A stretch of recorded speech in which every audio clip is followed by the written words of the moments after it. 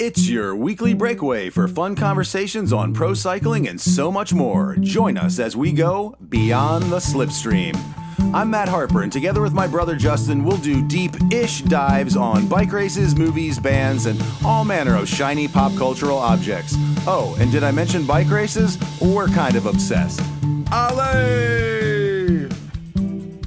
Hello and welcome to Beyond the Slipstream. I'm Matt and this is my brother Justin. And today in our first segment, we'll be recapping the racing action from the Tour of Romandie, just finishing up this morning as we're recording. In segment 2, it's the big German men's one-day race, Eschborn-Frankfurt. And hot on the heels of the Uno X team's sporting of the United States' team of old 7-Eleven throwback jerseys at last weekend's Liège-Bastogne-Liège Monument race, we're going to dive into the team that was, and as we now know, will be again, the mighty Team 7-Eleven. And of course, we end every Beyond the Slipstream podcast with a ride in the Broom Wagon up Georgia Avenue to the 7-Eleven next to Jerry's Pizza in Olney. Ale.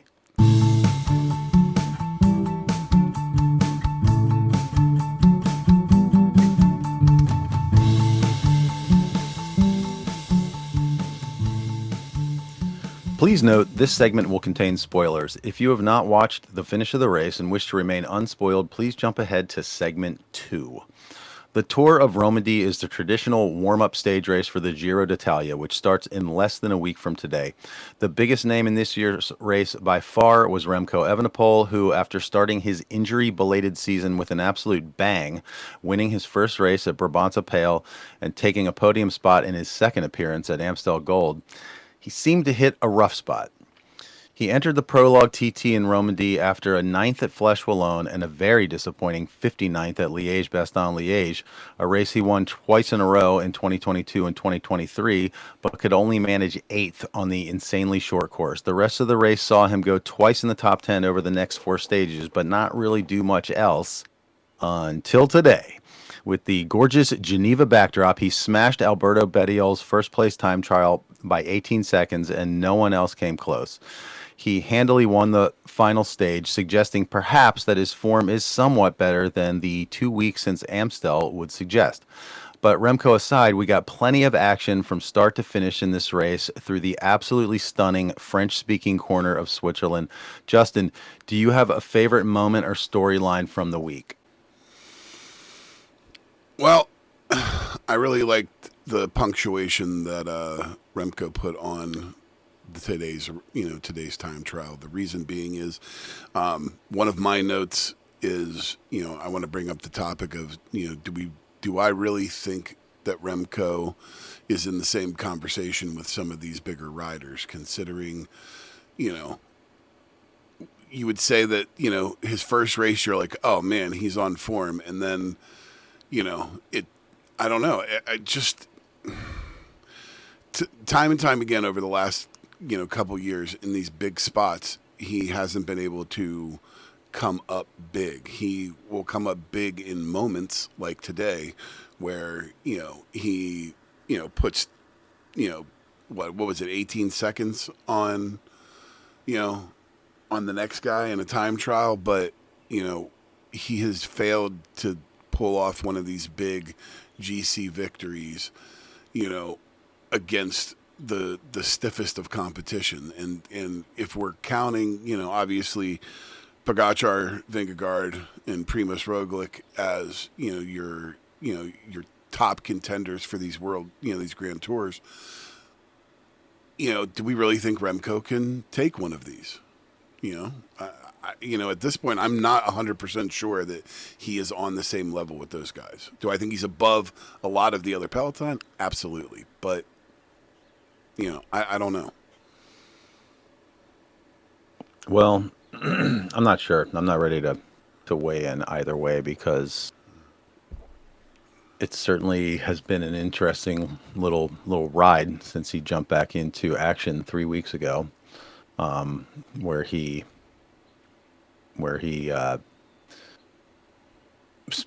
opened up with a win, then a third place in Amstel, easily could have won that race. I mean, he was sprinting for the line, and then just sort of went straight downhill. I mean, I guess it was his first appearance at Liège, so can't really be sure about what's going to happen on the Mer de Huy if you've never raced it before.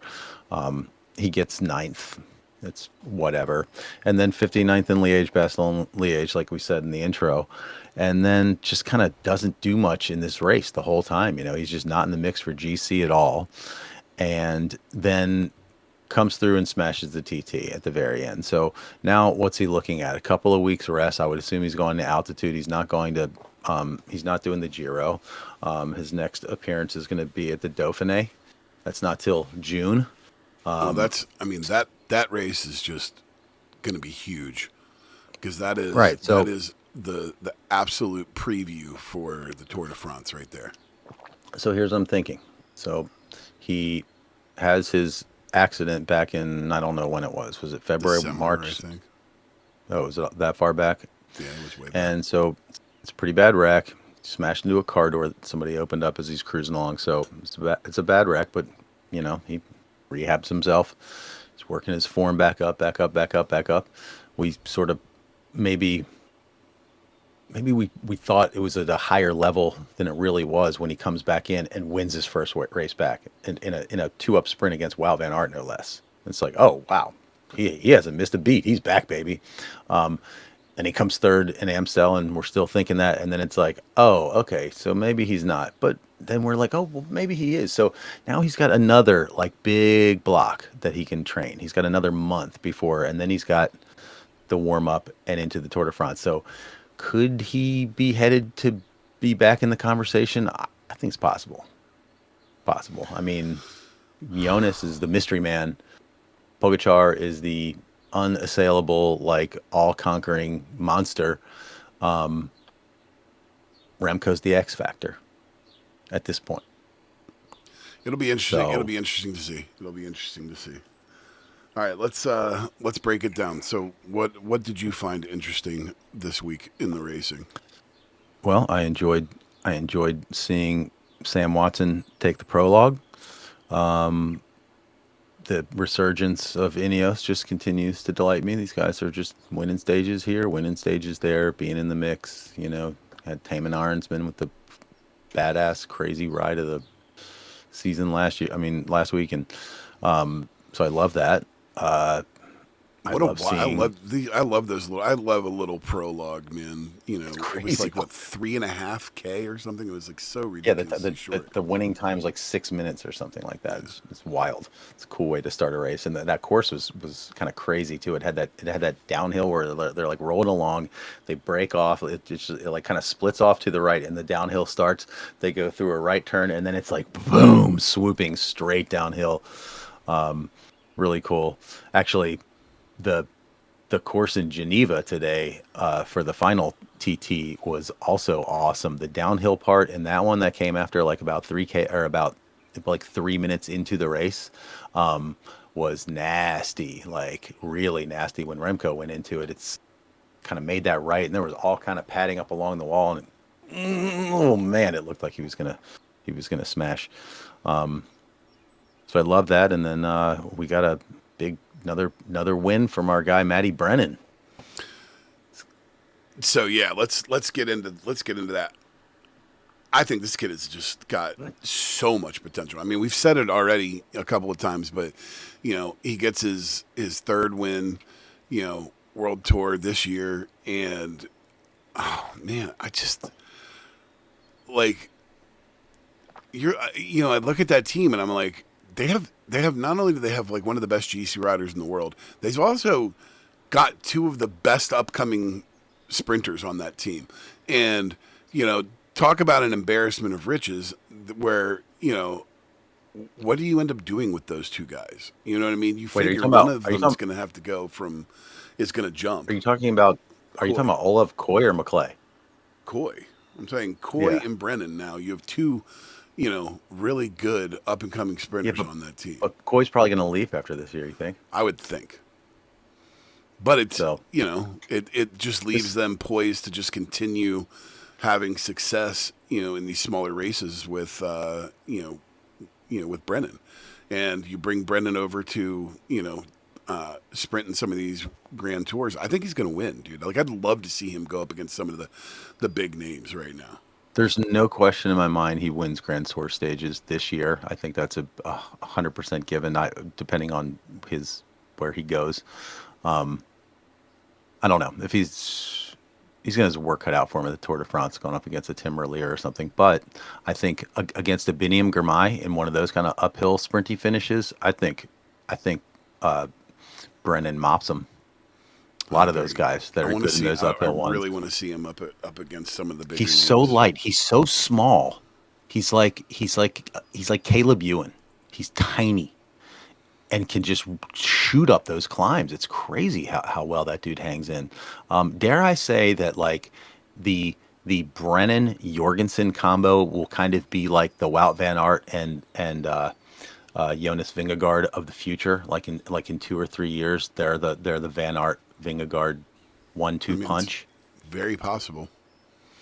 I Are mean, they look, are they going the to the kid is awesome. I mean, he gets separation really, really quickly. You're absolutely right. Like those uphill draggy climbs, or uphill sprint, draggy sprint finishes. He, just looks so good, and it doesn't look. so He doesn't look poised too? phased. So absolutely. When he was in the orange jersey, I remember noticing at one point like he had once again lost all of his support guys, and it was just him. And like you're looking at like a helicopter shot, and there's like one team with two guys, and another team with two guys, another team with two guys. And everybody's getting lined up, and there's poor old Matty B just freelancing it by himself, but he's just like poised and just like staying to the right wheel. Like he's got a really good race sense for as young as he is. I mean, God, it bodes so well. I hope they don't lose him. Like I hope he's drinking the Kool-Aid there at V Lab and becomes a big part of the program for them Well, I mean, they've because got to. They have to retain one of those two guys. They cannot risk losing them both. I mean, those are the guys that are continuing to, get them, points in the off center races. they'll be So talking.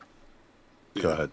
yeah, but that's They'll what I'm saying. Is like you can't give up both of those guys because I mean Vingegaard's not putting enough race days in to be getting them some wins. I mean you look at UAE who just is that team is just a winning machine. They're winning races almost on a weekly basis. You know what I mean? Yeah. Hardly a week goes by where we're not mentioning UAE in some capacity.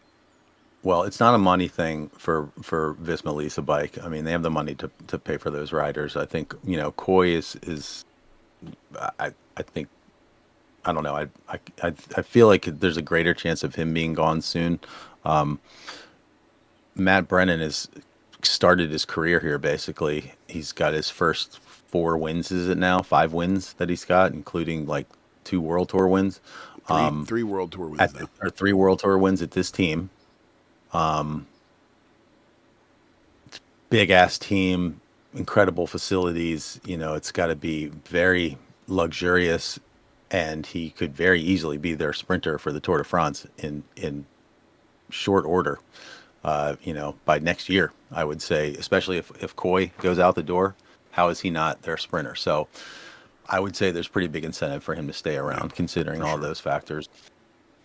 Let's move on to UAE. I mean, we saw Lorenzo Fortunato take a win off a flyer going into a uphill finish in stage two for Astana. That team just keeps mopping up those points and mopping up those points. They're definitely doing the best in that regard. And then bam, Jay Vine taking stage three. He looked great. I mean, and in support of Almeida on the Queen stage, it just again, I just like this is a team that just seemingly can do no wrong.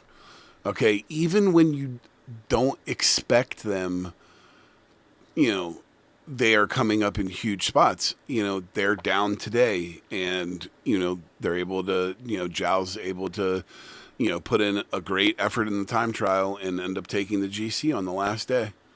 You know Yeah, what I they mean? just be nailing it. I mean, Jay Just Vine goes out on stage three, gets his win, then he's like, "Cool, I've got mine. Now I'm going to help you out, help you. We'll get yours. We'll go ahead and take the overall. I'm going to sneak in, grab third podium spot yeah, from the well, GC." Like, it's and they almost they ridiculous. I mean, he almost helped. Zhao win yesterday. I mean, Martinez only beat him in the last 20 meters.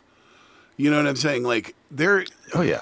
I just this team is in, in it's talk about the two sides of the same coin. You've got the bombastic, world superstar Tadej Pogacar, who, is this, white hot center of the cycling universe, and then, you know, they've also got these quiet riders like Joao Almeida who just win. They just quietly do the work and win races. And here's another example of this team winning another big ass race, this year. And we're not talking about world tours yet. They are just, hitting the mark over and over and over again the whole season long, from, you know, 1 week races, 1 day races, grand tours. They literally can do it all. It's just GCs, ridiculous. stages, time trials. It's absurd. Yeah, Almeida is the silent assassin. We need to wrap it up. We're going pretty long on this one, but Yeah. kind of not a surprise to see Almeida take the win, and bodes well for that team. What doesn't bode well for that team? Yeah. We'll I mean, leave it they're there. 100% in the mix all the time. Yep, yep. All right, stick around. We'll be right back talking Eschborn-Frankfurt.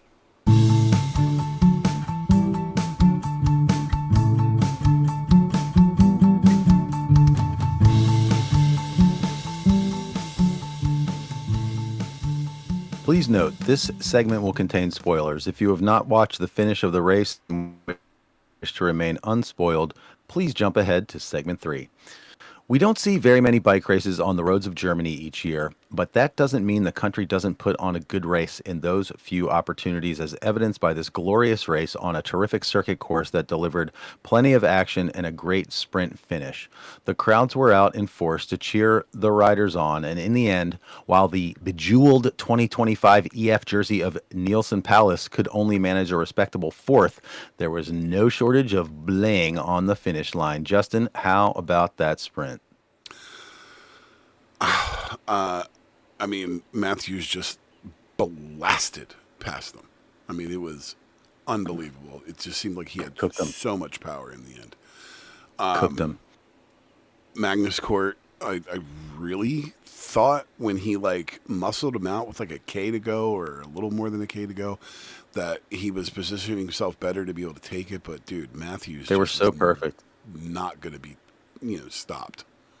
Yeah, Uno X had that thing just so perfect in the last 2Ks of the race. I mean, they were just on the front, period, like the tip of the spear the whole time. And Court was just sitting in the wheels, perfectly positioned. And honestly, when they pulled to the head-on shot with 500 meters to go or whatever, I'm like, look, I was looking all over for Matthews in the last kilometer of the race. Honestly, I'm like, where is he? When I went back and watched it, where is he? Where is he? And I could not find him for the life of me. And at the very end, you just see him emerge from right behind Magnus Court's lead out guy, but I think he was actually behind Magnus. Yes, And I he think was. Magnus went right, and Bling went left around Magnus's lead out man, and that's the first moment that you saw him, and then boom, he just made a hard right straight for the apex of the thing, and Well, yeah, at 1.5 Ks, Matthews was just in a great spot where he was, but and I made a note that he was in a great spot, but I still thought that Court was gonna take it because he's in this really good spot, and then Court kind of muscled him out of the exact position that he is, and that's how he ended up getting behind him. And honestly, I think that's where Court fucked up, was he let him get in the slipstream, and it just gave him enough of a window that when they launched, he was able to move out of that space and just fill that vacuum up. And I mean, he was just thermonuclear in those final closing meters. It was crazy. yeah, it was nice. I love the way that just year on year on year, Matthews finds a way to get these wins and these good races. Because I love the guy. He's bling, you know. I love him in purple. He's just like he's in the purple and gray. He's just Well, and yeah, big win for that team too. I mean, for sure. they definitely could use some wins. Very respectable for Nielsen too. Nielsen Palace coming in fourth there. And was an animating factor throughout that race. I just Yeah, love the way that man is racing this year, and yeah, he only gets a fourth, but for sure that I mean that's one thing about this race that was great is this gorgeous like circuit course, hilly as heck, and so there's just all kinds of action throughout, and guys trying to get separation and hoping to make it, and the way that the the peloton, for lack of a better word, managed all of these guys popping off the front is pretty great, and that's what enabled Magnus Cort and Michael Matthews to be sprinting that thing out at the end. Yeah, great race. Frankfurt, the ending city. Oh my God, is it gorgeous? I mean, Yeah, and there's some tall buildings too. They kept showing this one helicopter shot around this one building. It had the coolest design. Like the bottom four floors were sort of at one angle, and then the whole rest of this high rise was like kind of kicked over at a different angle. Really cool building. just the whole thing, man. Like the whole end, you know, part of the race. Just everything visually was really awesome. I mean, they had the some of the like really like tight city streets, and it just I don't know. I just really liked it. You know what I mean? Great It just crowds. felt Great it felt crowds. a little different. Because it's large. I mean, some sections of that course were 5 and 6 lane wide roads, like through the middle of this city. But throughout just about all of the course, there was just like all kinds of crowds out watching the racing. I mean, it's really cool the way they designed this thing. I mean, basically, there wasn't any stretch of the entire thing that wasn't ridden over at least twice, I believe. So, yeah. I was disappointed that Uno X wasn't in the 7-Eleven kit that they sported the week before, but we'll be talking a lot more about that. But I do have to say though the way that they managed the front end of that race was pretty impressive. Well, I mean, Magnus Cort has been on my radar since he had that run in the Tour de France a couple of years ago, where I think he took like the second stage, and I think did he grab the jersey for like a day or two? I believe so. Yes. I mean, that guy's a racer, man. He's a super friendly guy, great follow on Instagram, and I love to see that guy win because he's super gracious, always happy, and I'm He's a telling charter you, member of. I really thought he was going to win this race. Like the way that they were controlling it, especially going into the end there, I really, really thought that they were, going to win this race.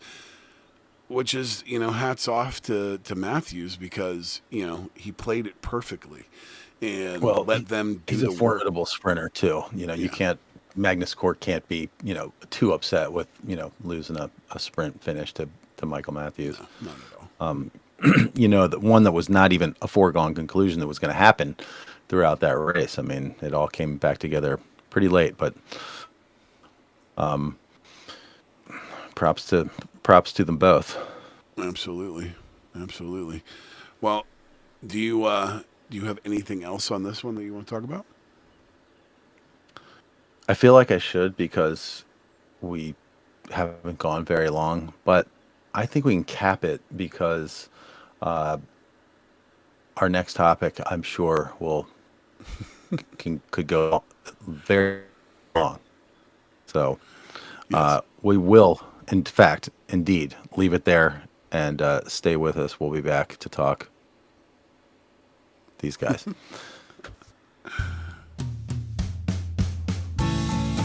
Don't miss the Team Bus, our weekly companion podcast to the main Beyond the Slipstream show. Our domestique, if you will, dropping every Wednesday in your usual podcast feed. Fans of old school American pro cycling, like my brother and I, were absolutely thrilled a couple of weeks ago when it was announced that the Norwegian team Uno X Pro Cycling was adopting a special Team 711 throwback kit for their upcoming appearance at the one-day classic monument race, Liège-Bastogne-Liège. The jerseys looked almost exactly like the ones of old, and we learned later that Raitan, the company which owns and operates 107 7-Eleven stores throughout Scandinavia, will be coming on as a full-time sponsor of the team under the 7-Eleven brand. As it turns out, there is a great connection between Scandinavia and the classic team 7-Eleven. It was Norwegian Dag Otto who became Norway's first Tour de France stage winner, doing so on Bastille Day in 1987 in the iconic Team 7-Eleven kit. Justin, I'm always down for a throwback jersey, and not just in cycling, but in any sport. Are you loving this story as much as I am? I was thrilled when you texted me this because I know one of our, personal favorite things, to share with each other is when, these teams, come up with these alternate jerseys. The one that was it for Paris-Roubaix that Lotto did? I think it was Paris-Roubaix. Was it Paris-Roubaix? Yeah, that sounds right. Yeah, but Lotto did one where it was like all these different colors. But I love when these teams do these special jerseys, and it was neat too to kind of watch or research like what the allowance of things like that is, as far as what the rules are concerned. And I thought they could only do it one time a year, but apparently the UCI allows alternate team kit designs for up to 3 events per season after approval. So, we saw that Visma had one for Liège-Bastogne-Liège as well as right. And of Uno course, X. Visma always does an alternate for Tour de France because their jerseys are yellow, the yellow jersey, Yes. in the same way that EF always does an alternate one for the Giro because their jerseys are pink, and so Right.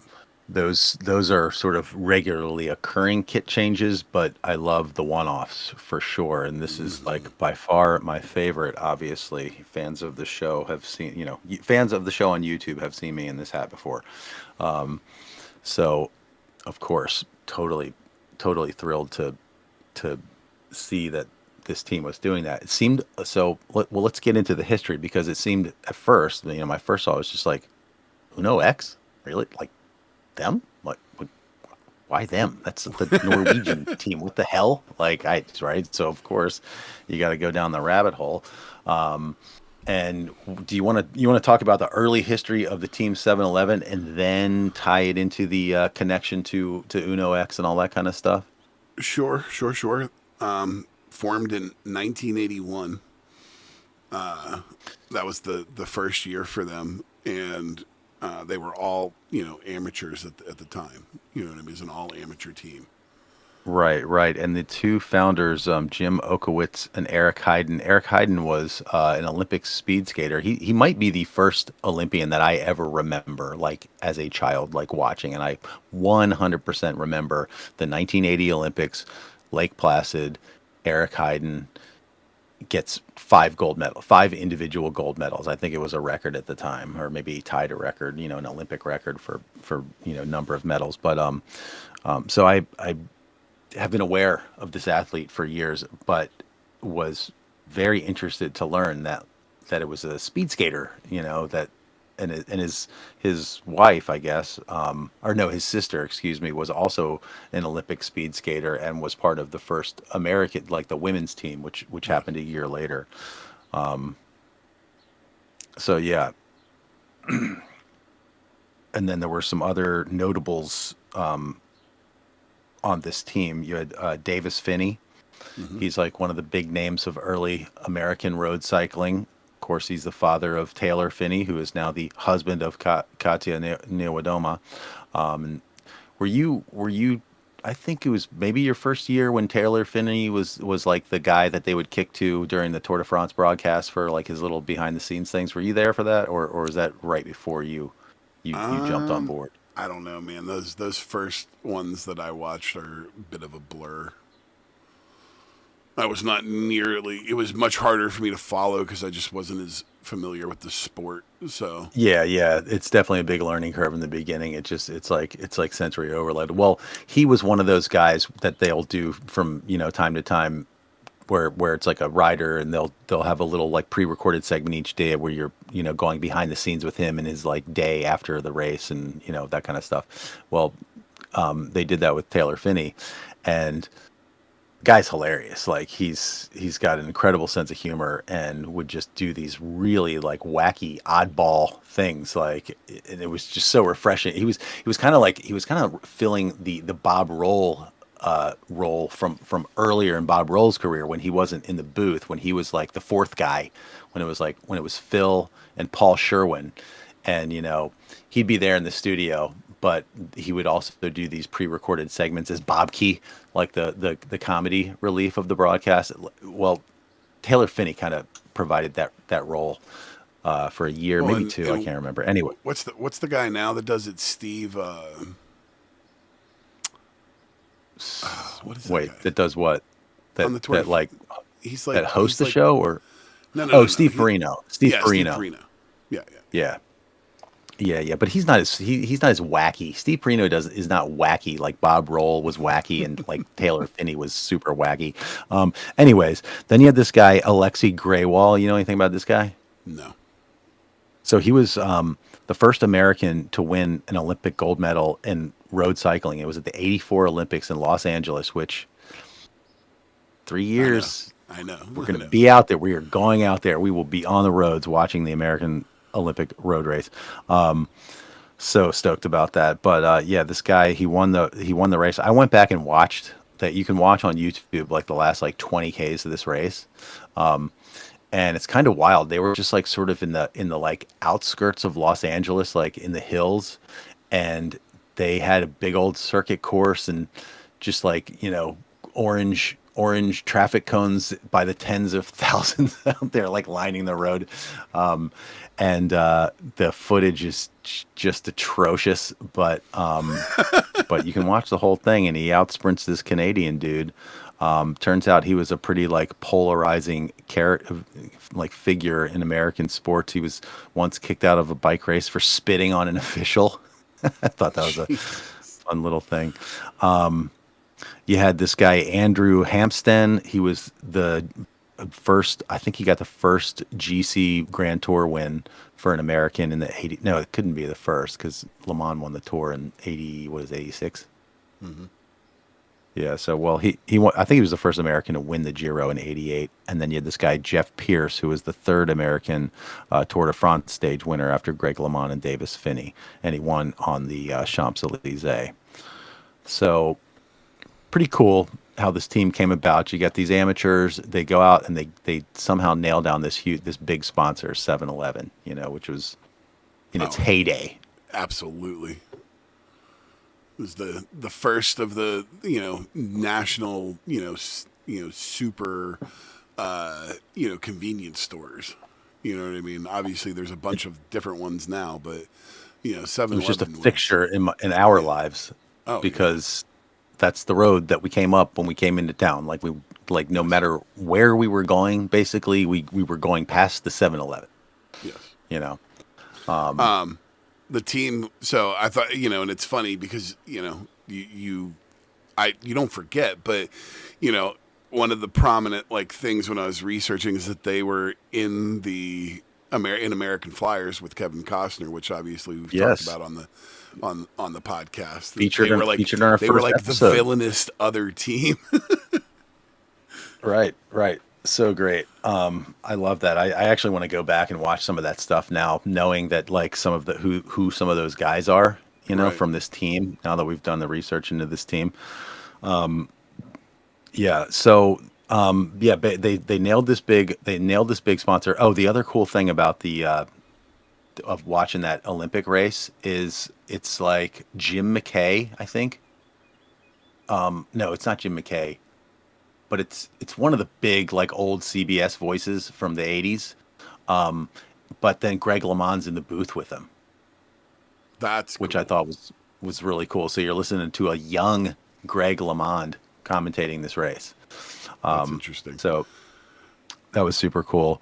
Yeah, and so they go and they get a big sponsor, and they, as an amateur team, go out and get some big results, and they're able to pivot to professional ranks, and they stay in the mix well into the '90s. They become Team Motorola, Yep.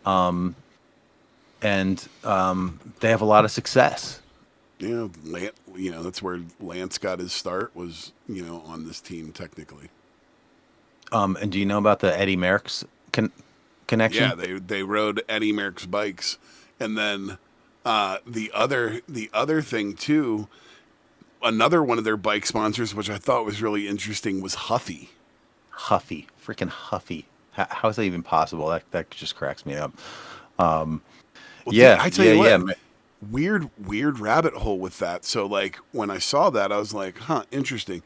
So they were a company that at one point was obviously an American manufacturer, all right, and very slowly, and it's so apropos for what's going on right now, but they were an American manufacturer that essentially couldn't compete with China, and they eventually were kind of bled dry and sold off, and their bikes started being made overseas to be able to meet the demands.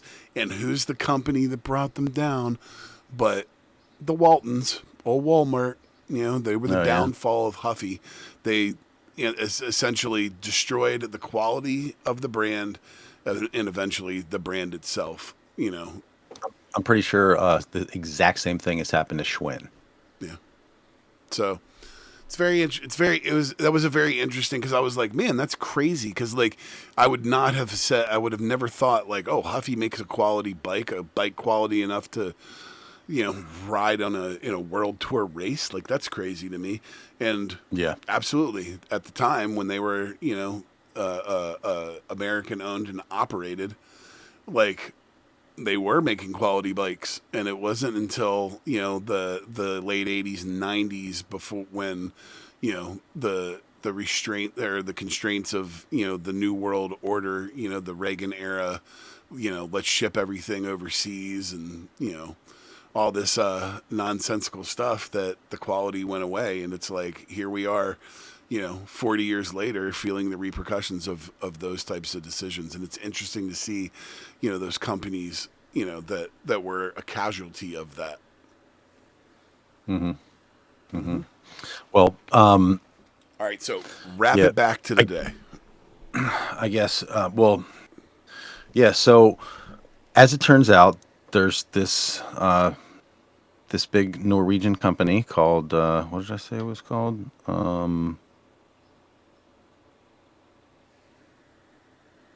Riton, some multinational or something like that, but it owns and operates 107 7-Eleven stores throughout Scandinavia. And somehow I read somewhere, I was trying frantically before we started the show today, digging for this article that I read, that like this is going to become a more permanent thing. So while I don't think we're going to be seeing Uno X being called 7-Eleven anytime soon that I know of, I think we're going to see some 7-Eleven stuff on on the jersey at some point in time, like when the deal is finally inked. I believe so. I don't know. That's kind of cool in my opinion, Absolutely. because I was going to say earlier, the one of the things that I just absolutely love about pro cycling is like the pageantry of the thing, and the design, the graphic design in pro cycling is something that I just find endlessly pleasurable. And I love the way that the old 7-Eleven stuff looks. It's just got a kind of a cool classic look to it. Well, And even if it goes into the rotation as a sometimes throwback jersey or something that they go to, like, sign me up. I think it's interesting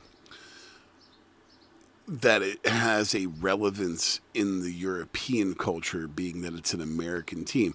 And I think that that speaks to the fact that, you know, that was the start of a big time for American cycling. And I'm sure that, you know, the Europeans, you know, thought like, you know, probably thought it was really cool. Probably thought you know, a lot of those guys were cool that were on that team. And, you know, Absolutely. obviously because it was American, I'm sure that it was, you know, especially for younger people, it was probably like, oh yeah, that's cool. Look at these cool Americans and their, you know, Well, their and 7-Eleven.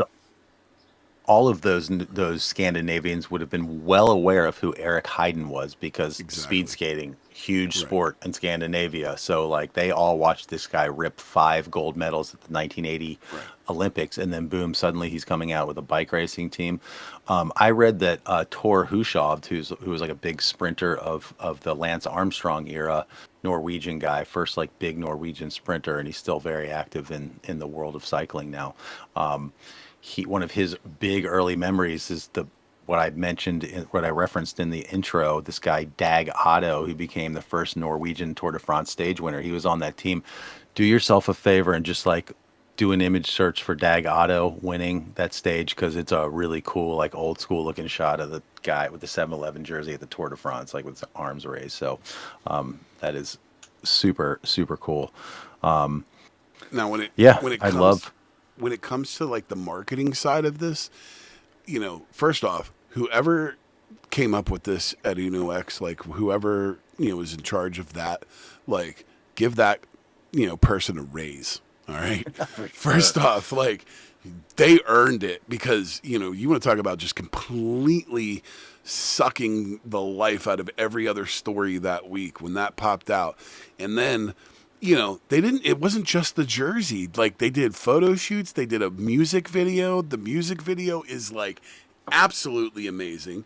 Like, Oh, and the joy of Bob Roll like reminiscing about the 7-Eleven stuff on the broadcast of yes. Liège Bastogne Liège last weekend was so fun. Like I just loved listening to all the stuff he had to say about it, because he was like right there in the mix with all of that. That was so great.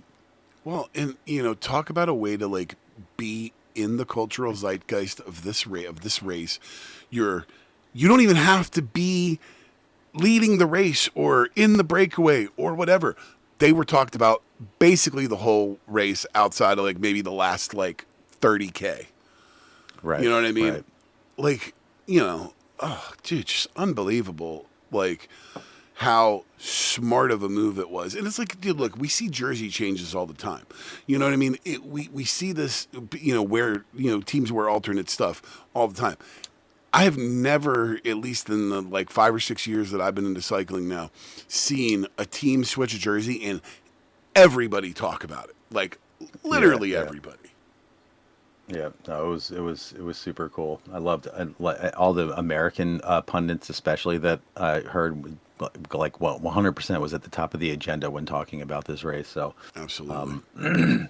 that was super cool. Well, I think we can both agree that, as we previously discussed, I don't know if we've discussed it on air, but we'll definitely be doing some sort of a top five, top 10 list of kit at the end of this season. Oh, And kid I of the think I year. think this We got to do kid of the this year.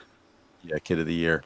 Although I kind of want to rank some of them, but this one is already in the conversation for kit of the year for sure. Oh, for Like sure. I'll just put that out there right now. So, and you know what? Personal bias, I don't care. If I got personal bias, it's our podcast, and if we want to be biased towards the American 7-Eleven jersey, by God, we will. I don't know, But man. you I know, really somebody like can that come up with lotto something cooler. jersey too, man. That lotto jersey That was was friggin' yeah, yeah, sick. that was fire. All So, right. Well, yeah. If you have, unless you have anything else to say, nah, man, we'll put a pin I in am it. good. All right. Well, I'll to 7-Eleven, and we will be right back with a ride in the broom wagon. Stay tuned.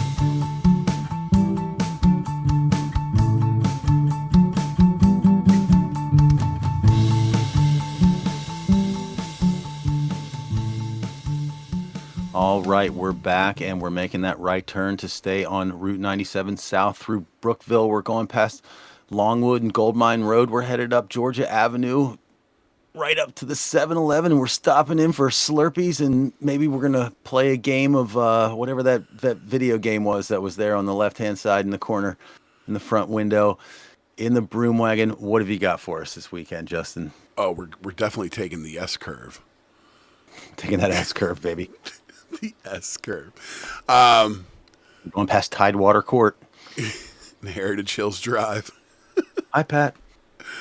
All right. So, in honor of it being the 4th of May the 4th be with you. All right. Obviously, this is a big Star Wars day. It's also the 20th anniversary of Revenge of the Sith. And I don't know if I guarantee that I've never, professed my absolute, adoration of Star Wars on this show. I am a major fan. My wife is a major fan of Star Wars, and we have ingested it for near on, for me, my whole life. But, with my kids, especially over the last 25 years, just, pretty much everything that, has come out. And I have my criticisms on some stuff, but, would encourage people to go out and on this May the 4th and watch a Star Wars movie, if it's an old one or a God forbid, one of the newer ones. But there is some really great stuff out there. Currently speaking on Disney Plus, you can pretty much get anything that they've ever put out. The new season of Andor, which is one of their prequel series that is going on right now, which is lives in the world with Rogue One, which is by far my favorite, non-original Star Wars movie. I think, Star Wars, Rogue One is just a very good film in general. But this is like the 2 seasons of Andor are leading up to that movie, which it lives in its kind of its own bubble of this world. And there's so much for everybody, whether you're a child and you want to watch some animation, or an adult and you want to watch some animation, because I've watched a lot of that too. There's so much to be had. It's obviously it's a giant thing, but I encourage you, if you've never seen anything Star Wars related, go out and watch something Star Wars today. You may be impressed. But there's a lot of it. And then, I also think that, there's a lot of parallels with what's going on in today's world with especially the prequel series. And I think George Lucas, was way ahead of his time. And there's a line in Revenge of the Sith where Padme Amidala says, "This is how democracy dies." All right, to thunderous applause. And it couldn't be more apropos with what's going on today. I am so glad you brought this up, because literally 2 days ago, I'm listening to one of my film podcasts on my bike ride, and they were quoting exactly what you just quoted. That exact quote. They said it. It's made the same point you made. Like, this thing is in the zeitgeist right now, so much so that I actually went back, started watching episode 3 the other day. Of course, it was at the end of an incredibly long day, and I fell asleep almost immediately. So it's kind of like on my short list right now to crank that one out, because it's sort of almost universally agreed upon by my set of critics that one is the best of the 3 prequels. So sounds like, yeah, you're in agreement with me. So yeah, and then on the Andor tip, I mean, every single person and their brother have told me I gotta watch this thing. That's at the top of my TV list right now, but I really want to watch it with the wife. So it for us, it takes some coordination. But Diego Rogue Luna, One, baby. yeah, Rogue One was like one of my absolutely favorite things from the whole SWCU. So I know that I'm gonna eat up Andor, and it's been a while since I was really enthralled by a Star Wars series. I think The Mandalorian would probably be the last one where I really felt kind of reinvigorated in the Star Wars world. So I'm greatly looking forward to getting into Andor.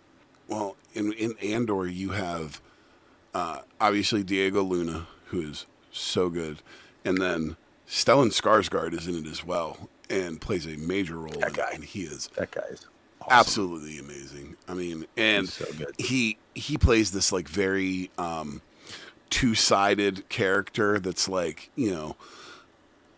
like a very like deep cover rebel and like a very prominent figure like in the political world and like the world of like the of money and rich, and Hmm. he strikes this great balance between those two where he's like very flourishy and flowery and then also like crazy gritty. And there's just like That guy's throughout the years incredible.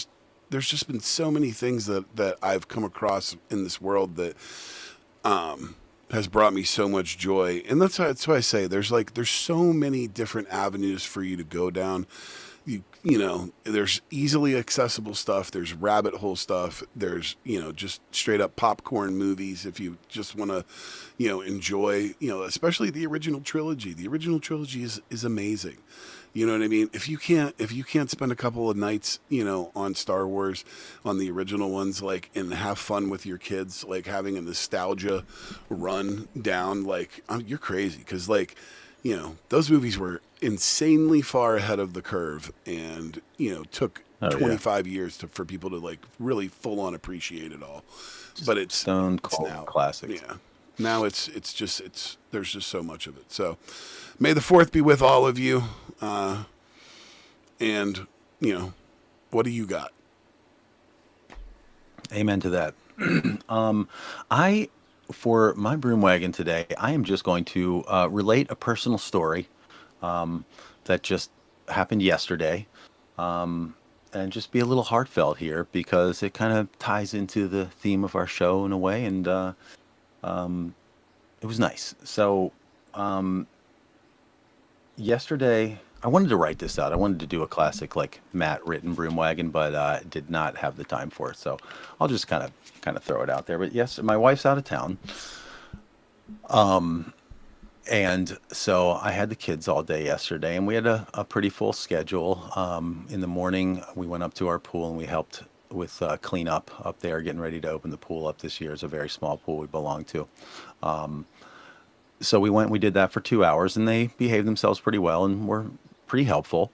Um, and then I had planned to go to the Sligo Creek Festival, which was happening yesterday. So Sligo Creek Parkway is like a beautiful little road that runs down through the middle of a park, like right in my area. It's really gorgeous. I've ridden my bike up and down there 100 times, and we used to live right actually on the very edge of the park when we were first moved up here in our townhouse, and we could walk down through our backwoods and get down to the trail that goes alongside of it. And so for the festival they close off like a big section between, like, it's like Dennis Avenue and University Boulevard. It's closed off, and they bring a bunch of vendors in there, and they got music stages, et cetera, et cetera, and you can kind of walk from one end to the other. Very nice event. So I let me give a little background here. So people who are close to me will know that it's been a struggle over the years with my kids and bikes, and obviously I've been a big cyclist since long before they were born, and it's like one of the most important things in my life is riding my bike, and the prospect of being able to do this with my children has just been so tantalizing for me since the day they were born, and they did not make it easy. I think, they knowing that their dad wanted it so bad, it was something that they could just like withhold from me, and it's just been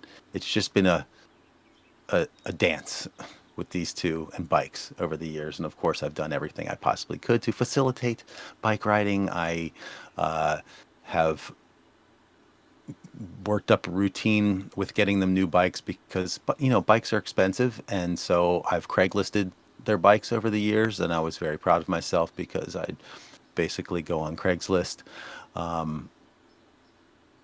search up kids' bikes, and then start right clicking on every single one of them, right click new tab on every single one of them that looked like they would possibly be interested in. So, I'd have like 14 tabs with purple bikes and 14 tabs with pink bikes. And then I'd sit the kids down in front of the computers and I'd start clicking through the tabs. What do you think of this one? What do you think of this one? What do you think of this one? What do you think of this one? And so, they each got their own bike that they really liked, the color that they wanted, and didn't cost me an arm and a leg. And, I let them set it up how they wanted. I got them the bell that they wanted, the basket that they wanted, and still it was just, like pulling teeth to get them to go for a ride. And they got it into their head that they didn't like to ride like straight out of our driveway and down the street because there's too many cars on our street, and we want to go over to the church where you were teaching us how to ride. And like, just at every step of the way they just made it as difficult as possible. And so it brings us up to, let's say, the last like 6 months. They've on occasion said, "Oh, we want to go down to our school that's right down the street and ride our bikes." And I've like thrown the bikes in the back of the SUV and taken them down there and let them ride around. But it was them coming to me, so it was a little bit of progress. Like, we want to go ride our bikes. Okay, fine. And then somewhat recently, they were like, "Oh, we want to go meet our friend down at the school to ride bikes." And I said, "That's fine, but we're just riding down there, whether you like it or not. You can walk them if you want, but I'm not driving you." But they really wanted to go see their friend, so they were like, "Fine." And they rode down, and it was kind of fine. So yesterday, the only thing I told them in advance is, "Oh, we're going to go to the Sligo Creek Festival." But then when we came home after the pool cleanup, I said, "You guys can go inside and relax for a few minutes. I'm just going to get ready for our trip over there." I went ahead and threw the bike rack on, threw all three bikes on the thing, and had it all ready to go. And I said, "All right, girls, time to go. Let's go to the festival." And they're like, "Okay." And they're kind of excited about it. And they come into the garage and they see the bikes on the back of the car. And they're like, "Wait, what's going on?" I said, We're gonna ride. The place where we're gonna park is not right next to the place. So we got to get down there to the You'll see. We're riding our bikes down. So just deal with it, And they were like, "Oh, okay." So, I give them no choice. Like, we're gone. So we get down there and I purposely park. Classic dad move. Oh yeah, man! You got to play 4D chess with these kids, man. They're sophisticated in the YouTube age. So I park like 3/4 of a mile down the path from where the festival starts. Right, find a spot. I Google Maps out a spot, and so we go and park there. Get the bikes out, set up, and I know it's going to be an easy trail or whatever. I'm like, "All right, let's go." And like, boom, we take off, and almost instantaneously I could tell that they are like vibing with this like little trail ride because it's nice and shady, the weather's beautiful, it's a big smooth trail, there's people out, and we're just like cruising down the thing, and they can both ride their bikes pretty well now, so there's no issue with like the riding of the bikes or anything like that anymore. And I'm just like, "Oh yeah, this is I've been looking for this for years, been looking for this." So we get down there, and to my surprise, I did not know this in advance, they've got bike valet there, right? So we roll up in there. I start seeing signs for bike valet this way. So like, we pop across the bridge, we roll up, and they got a bike valet. They got a whole corral set up with these racks, and you just roll up. It's like free bike valet, and there's like these two dudes up in there running it, and one of them is like this guy. He's probably my age or maybe even a little bit older, but he's like a bike guy. He's decked out. He's got the watch and the whatever, and he rolls up and he like takes Lily's bike, and he's like, He starts looking it over, and he goes, "Hey, I'm gonna tighten up this right here in the top, blah blah blah, or whatever it is." He's like, "I'm gonna hit this for you, blah blah." And I'm like, "Oh, okay." I'm like, "They're fucking doing repairs, free repairs while you're here as well." So like, boom, he just grabs her bike, and I see him within like 15 seconds. He's already over there with like tools on it, like tick tick tick. I'm like, "This is sick." So we check our bikes, and then we like walk down the whole length of the thing. And it was pretty hot out, and there's big crowds, so it was cool. There was a few little things to see here and there, but they were thankfully just kind of like, "Nah, we don't need to engage too much." Got to the end, I said, "Girls, let's just go over to the path in the woods for the walk back, so we're out of the sun." So we walk back in the woods. Well, as we're walking back, they start saying, "Daddy, what are we doing after this?" And I'm like, I don't know. The day's kind of wide open. We don't have to be anywhere until your haircut's at 5 o'clock or whatever. Can we ride our bike some more? Like, do we have to go like straight back?" I'm like, "We can do whatever you want." Like, and they're like, "Oh, okay. Well, let's ride the bikes." I'm like, "Oh, yes." So I'm like, "Well, tell you what, girls, let's head off back." So we go back. We pick up the bikes, back on the bikes. I said, let's head back towards the the car, but once we get there, the path keeps on going. So if you want to keep riding, we'll just keep riding down the path. And, when you guys tell me to stop, we'll turn around and we'll go back. And they're like, okay, that sounds good. So we're just like rolling down, bro. Like the weather was so perfect. And so I snap a couple of pictures and then I start rolling some video. And on the video, I start rolling it right before we get to this place where it like goes underneath, like I think it must have been like Piney Branch Road or something like that. The path goes underneath, and some good citizen has on either side. There's like concrete walls on either side of this path with like gravel like in between. Um, they've rolled it all out with like brown paint, and then they've put out chalk on both sides and invited people to like draw. And as I'm rolling into this thing and rolling video, I can hear the kids talking. Oh, what is this? Oh, this is so cool. Oh, I love this. Oh, I want to do this. Let's do this. Like they're just like so happy in their happy place. I'm in my happy place, and I'm getting it all on tape. It was just the nicest experience on bikes, and one that I've been just dying for years. I've been wanting to have this kind of a thing, and I'm hoping that it leads to longer rides and, newer bikes for them that they can fit on better. And like, maybe if they get into it someday, they're actually going out for real full blown 10, 20, 30 mile bike rides with me. Who knows? Well, Fingers I crossed. think one of the things that you absolutely, should do a little research on now is like finding another spot like that that's a little bit, out of the way, that maybe has some cool, you know, landmarks, Thing, so to things speak, to on the engage ride. them.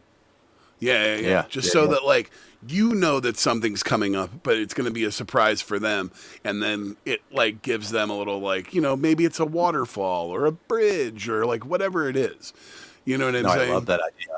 It's funny you said that actually. As I was on that ride, I was thinking to myself, you know what? I might take my workout route. Like I have this one route that I've done literally 60 times or something. It's 26 miles long. It goes over to Lake Needwood. It does the ICC trail over to Lake Needwood and back through kind of through Rockville and back to the house. And I'd say 80% of it is on paved trails. I think I'm going to start just like throwing the bikes on the rack and carrying them and just start working our way through that entire thing. Like not in one day, but just Right, right, like right, right, right. just drive over, just work our way through it, see how far we can get. Of course, we're gonna have to turn around and ride back to the car, but you know, just bite it off in little chunks so they can see that entire thing because it's all trails and it goes through parks and over bridges and past like really cool stuff. It's like a beautiful little ride. So You should, maybe start with stuff like that. one of the things you should do is and go down to Olney Mill Park, okay, Yeah, yeah, yeah, and park at the one end. You can ride all the way to the other end, but then you could also like ride up into the old neighborhood yeah, yeah. and Loop all like around. That'd be a good one. ride them. There's and the hills are not like the hills in the neighborhood are not so bad that you couldn't ride them. But engage them and be like, because like you could get them to the park where it's pretty much all flat. All right. Now there are some hills, like if you go up to the pool and Oh, shit like that. I'm so familiar with all those trails. I've ridden all that stuff like Right. multiple times in the past couple of years. But if you take them the right way, you can be like, oh, the street that Dad grew up on is like only 2 streets over. You guys want to ride up there? Like Yeah, you yeah, can yeah, yeah. you can game them into doing what you want if you do it the right I way. love that. I love that idea. Yeah, I've got a route actually. Some of the routes that I ride like on a somewhat regular basis, I sort of refer to them in my mind as like the first thing that I named the Strava file like the first time I wrote it. So that one is called Elementary Haunts, and it's like I go past my old house, but I also go past like all the elementary schools around there. So I go past Greenwood, I go past Belmont, I go past Rosa Parks, I go past like Cashel Elementary, and when I get there, I like ride around the back because like every elementary school, if you're persistent, you can find a paved path that goes all the way around the back of the school and comes out on the other side. So Well, if you go up to Greenwood, if you go up to Greenwood Elementary, you can definitely go all the way around the back of that. But then oh you yeah, can go all the way up to like Tantera Pool, and I've like ridden through the all of it. neighborhoods. Every You know, bit of it I've read because when I used to cut grass, with Mr. Peroni at one point. Like he had all those pieces of grass Yes. that were in between the school and all that. So I've not only have I ridden my bike on all that stuff a Listen, thousand times, I've cut that grass. yeah. It's weird. But that All would right. be Well, that would be an interesting way to engage them with like where you grew up, because you could like park there and you could easily get an hour, or two bike ride out of riding around the neighborhood.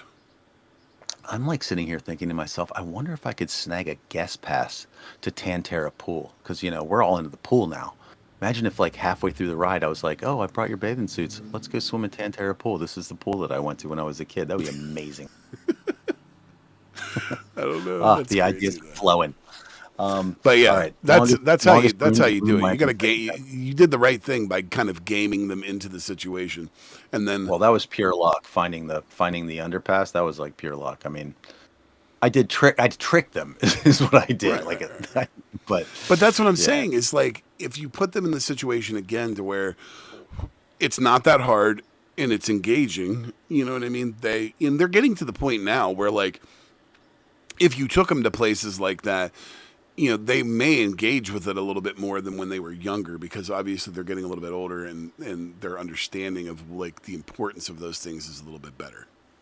yeah, and I think we're kind of burying the lead here because really, like the most crucial part of this entire long drawn out story was when we first got on the bikes and headed down to the festival, and I could just tell that they were like, "This is cool. Like this is cool. We're like on our bikes on a path. Like we're not on a road. We're going through the woods and like it Well, was clicking." So and there's that's that. At the end of the tons day, of that's that. the thing.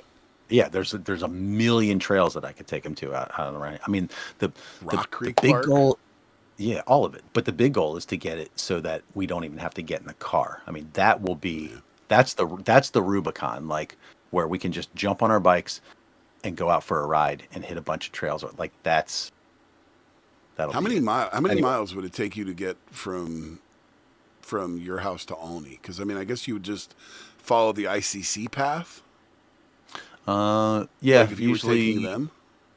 the path that I take when I go through Alney mostly is I go down the ICC, and there's one segment of it that like it comes it's like heading west, and it comes to Georgia Avenue, and it curves, and you go down Georgia, and it puts you out right by Alney.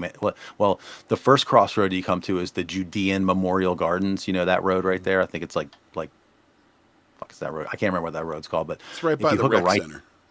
yeah, if you hook a right there, it's beautiful country road down through that goes past Farquhar Yep, I know and comes exactly what you're talking up about. by the ale house, and then I'll hook a left on 108. I'll come back towards Alney, and then I'll go down Baltimore Road through that big ass development. Yep.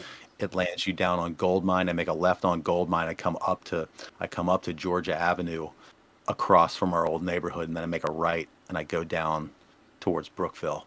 I got you. Yeah. But that's probably like taking that route is probably like 10 miles to get over there.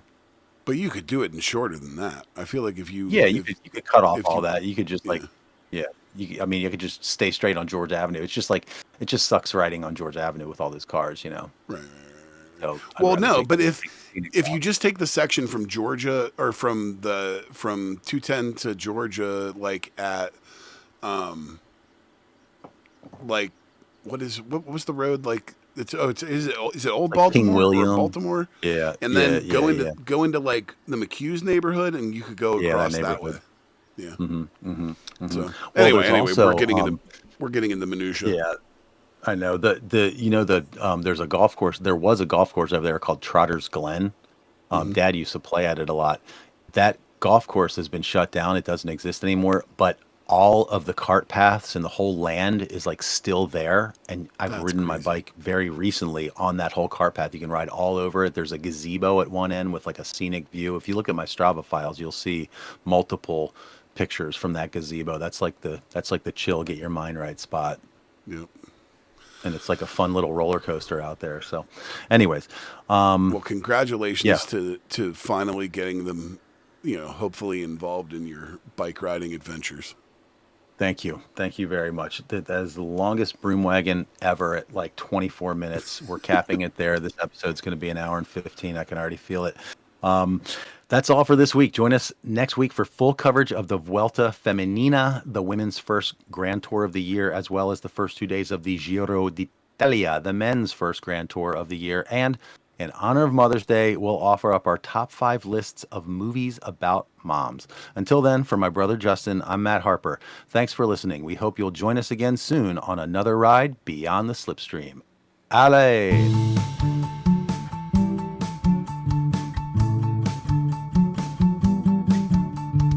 Beyond the Slipstream is a production of Harperama. Find us on Apple Podcasts, Spotify, and YouTube. Please like and subscribe, smash that button, leave a 5-star review, and most importantly, tell all your friends about us. Thanks for listening. Talk to you next time. Allez!